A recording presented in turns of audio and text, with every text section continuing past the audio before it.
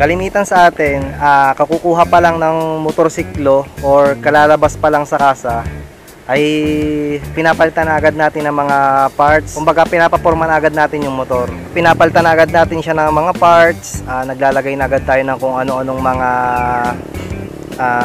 accessories para lang pumogi ang ating motor. Syempre, sino ba naman ang may ayaw sa magandang looks ng motor? Kapogi talaga pagka yung may mga accessories.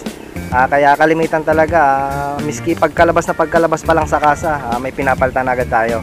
Pero hindi naman lahat ng motor ay kaya pinapalitan natin ang mga accessories or parts nito ay dahil para lamang papugiin ito. May mga ilan tayong mga parts ng motor na pinapalitan natin kasi kailangan natin protektahan or parang pinaka-upgrade na din para sa mga ilang maliliit na issue nito na kailangan natin gawan nga ng paraan para maiwasan itong mga small issues na pwede naman nating remedyohan. Kagaya na lang mga parts sa motor natin na Honda Click. Pagkabili pa lang natin ay meron na agad tayong mga small issues na nakita dito. Siyempre bago ko kinuha or nabili itong motor natin, nag-research muna ako tungkol dito sa ating motor. So, meron ako nakitang pailan-ilan na issue itong ating Honda Click na mareremedyohan din naman.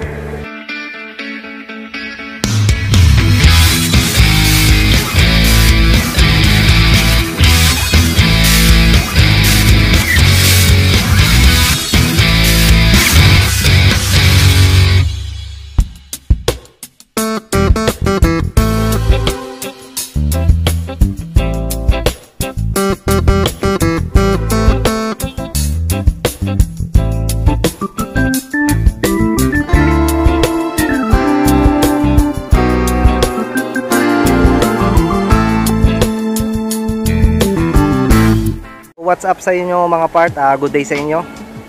Today pag-uusapan natin itong mga ilang issues or mga ilang parts ng motor na pwede nating idagdag or i-upgrade dito sa ating Honda Click.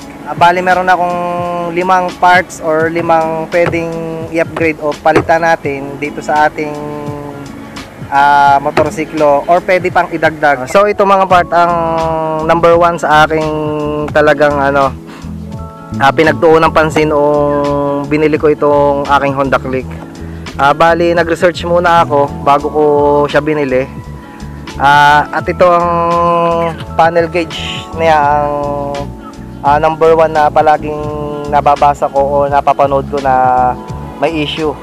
Kasi nga daw pagka yung naglilinis ka ng motor or nauulan na itong panel gauge ay ang nagiging main issue niya ay yung nagko-color blue or nagba-blackout itong kanyang panel gauge. Kaya itong mga part ang kauna-unahan ko agad na pinalagay sa ating panel gauge, itong kanyang protector. Kaya kung makikita niyo mga part, mayroon siyang parang awan ko anong tawag dito, siguro parang pinaka-lens, tapos stickers na kung makikita niyo na balot siya, na wala siyang pagdadaanan ng tubig para mabasa yung loob. Kasi nung hindi ko pa siya nilalagyan ng panel protector, napapansin ko kahit huhugas pa lang ako ng motor or kahit hindi siya nauulanan, basta't maghugas ako ng motor, nakikita ko dun sa screen nagmo-moist talaga. Kaya inuna ko talaga itong kanyang panel protector. So ito mga part ang pangalawa sa aking agad na in-upgrade or idinagdag dito sa motor ko, which is itong footboard, itong pinaka-matting niya. Dahil alam naman natin na ang Honda Click ay nasa ilalim yung kanyang battery. Bali nasa parting ito mga part ng kanyang battery. May tornilyo lang siya, isa lang ang kanyang tornilyo. So kaya ako nilagyan itong pinaka-matting para iwas pansinin na din kung may magtatangka dito sa ating motor, madali lang siyang matanggal yung kanyang battery. So itong ating itong pinaka-matting, dalawa na din ang kanyang magiging purpose niya. Yung may itago niya yung battery dito, at ang isa pa yung hindi magagasgas itong original na board niya. Ito pa mga part ang side mirror ng Honda Click. Kalimitan nagiging issue nito or inirereklamo ng mga Honda Click users ay yung kanyang mahabang stem, na kung saan nga naman pag magmamaneho kayo ay nagiging cause ng ng sabit, nagiging takaw sabit siya sa daan dahil nga sa tayo ay nakamotor. Hindi natin maiiwasan na sumingit-singit lalo na pagka yung traffic. Kung makikita nyo mga part, itong stem nitong akin ay medyo umikli na, pero ito pa din yung stocks niya. Bali pinaputulan ko lang siya mga part, pinatabasan ko lang siya para bumaba siya ng konti. Dahil kung bibili ka nga naman ng mga aftermarket na side mirrors ay tapos hindi naman siya papasa sa standard ng LTO kasi may mga sinusunod tayo.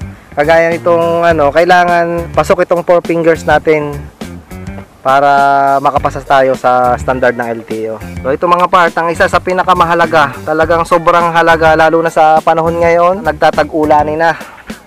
Ito ang aking pinakabit, itong tire hugger. Bali ang tire hugger na ito ay OEM tire hugger.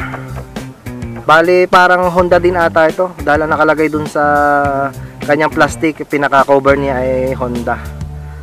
Ang kagandahan lang nito mga part ay nakabukod yung kanyang lagayan ng coolant. May isa siyang tornilyo na pagbukas mo, na dito yung kanyang pwede mo siyang i-refill. At kung mapapansin niyo mga part, abot siya dito.